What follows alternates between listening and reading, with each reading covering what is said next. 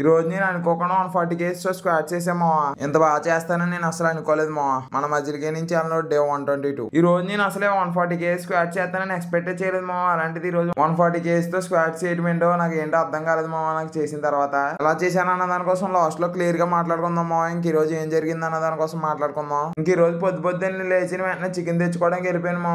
అంటే నాకు ఈ రోజు తినడానికి చికెన్ లేదని చెప్పేసి వెళ్ళాను మా. పొద్దున్న అక్కడికి వెళ్ళి చూస్తే షాప్ లో ఎవరు లేరు. ఇంకేం చేయాలని ఆలోచించాను మా. అప్పుడు గుర్తొచ్చింది నెంబర్ ఉంది కదని చెప్పేసి అప్పుడు ఫోన్ చేస్తే వచ్చాడు. అప్పుడు ఇచ్చాడు. మనం ఎప్పుడు ఇలాంటి విషయాల్లో ముందు చేతుకుంటామో లేకపోతే మనకు పని అవదు. ఇంక విషయం కోసం వదిలేను మా. ఇంక ఇంటికి వచ్చాక నీట్ గా ఫ్రెష్ అయ్యి రెడీ అయ్యాను మా. మీకు తెలిసిందే మా, నేను వీడియో తీసుకున్నానంటే ఏదో పోజ్ ఇవ్వకపోతే నాకు సాటిస్ఫాక్షన్ ఉండదని అలానే పోజ్ ఇచ్చాను. ఇంక నీట్ గా రెడీ అయ్యాక ఆమ్లెట్ డిఫరెంట్ గా వేసుకుందాం అని చెప్పేసి ఆమ్లెట్ డిఫరెంట్ గా ట్రై చేశాను మా. మీకు ఆల్రెడీ నేను ఈ ఆమ్లెట్ కోసం మీకు ముందు వీడియోస్ లో చెప్పాను మా. దాని ప్రాసెస్ ఏంటో నీట్ గా రేపు పొద్దున్న వీడియో కూడా చేసి పెడతాలే మా.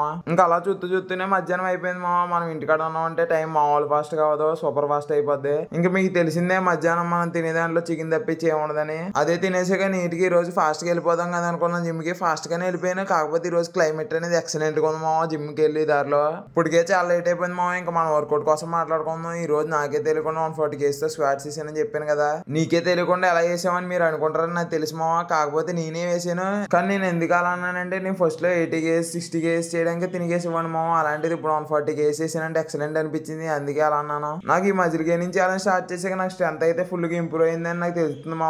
ఇప్పుడే ఈ స్క్వాట్స్ అనే కాదు మా, ఇంకా వేరే వాటిలో కూడా ఇంప్రూవ్ చేయాలి. అవి కూడా ఇంప్రూవ్ చేద్దాం మా ముందు. అంతే రోజుకుంటా మరి. బాయ్ మా.